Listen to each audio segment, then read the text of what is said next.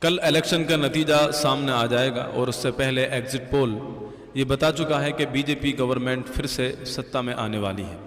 ماہرین سیاست بھی پہلے سے اس بات کو کہتے چلے آ رہے تھے۔ بہرحال کوئی سی بھی گورنمنٹ آئے اس کی یہ ذمہ داری ہوتی ہے کہ تمام مذاہب کے لوگوں کا خیال رکھے۔ تو مسلمانوں کو مایوس ہونے کی ضرورت نہیں ہے، نا امید ہونے کی ضرورت نہیں ہے۔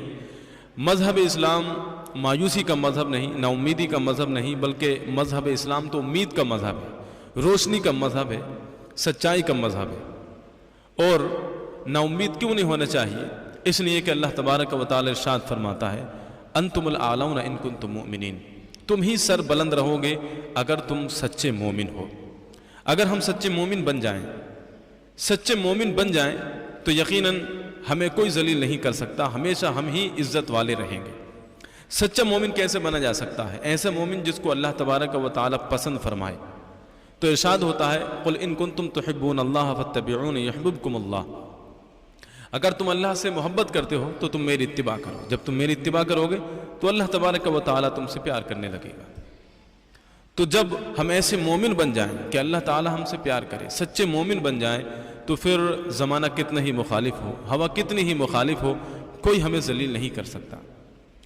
تو سچا مومن کیسے بنا جا سکتا ہے؟ حضور صلی اللہ علیہ وسلم کی اتباع کر کے، حضور صلی اللہ علیہ وسلم کی باتوں کو مانیں، حضور کے حکم کو مانیں، نماز کی پابندی کریں، احکام شرعیہ پر عمل کریں، حضور صلی اللہ علیہ وسلم کے کردار کو، اخلاق حسنہ کو، آپ کی سچائی کو، امانت داری کو، دیانت داری کو اپنی زندگیوں میں اتارنے کی کوشش کریں۔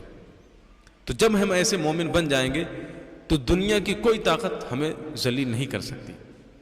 آپ ذرا دیکھیے حضور صلی اللہ علیہ وسلم جس زمانے میں آئے ہیں وہ زمانہ کتنا سخت زمانہ تھا، وہ لوگ کتنے سخت دل لوگ تھے، لیکن حضور صلی اللہ علیہ وسلم نے اس طرح ان کے ساتھ رویہ اختیار کیا کہ کچھ ہی زمانے میں وہ آپ کے دیوانے بن گئے۔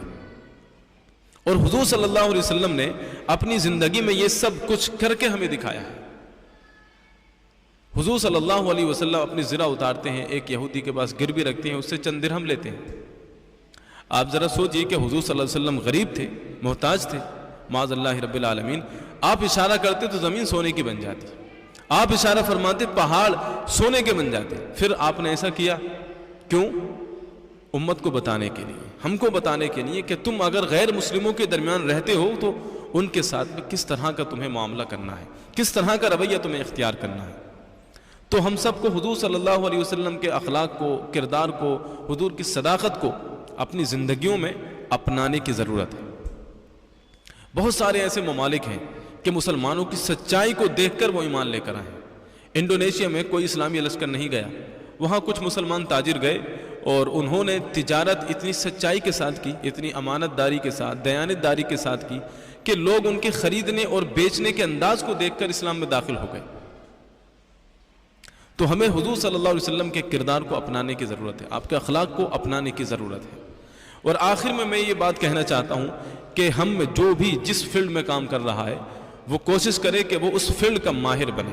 اگر کوئی بزنس میں ہے تو ایک ماہر بزنس مین بنے، اگر کوئی ایجوکیشن کے فیلڈ میں ہے تو وہ ایجوکیشن کا ماہر بنے، کوئی کاشتکاری کر رہا ہے تو دل و جان سے وہ کاشتکاری کرے، کیونکہ ہماری غفلت اتنی لمبی ہو چکی ہے، اتنی لمبی ہو چکی ہے کہ جس کی کوئی انتہا نہیں ہے۔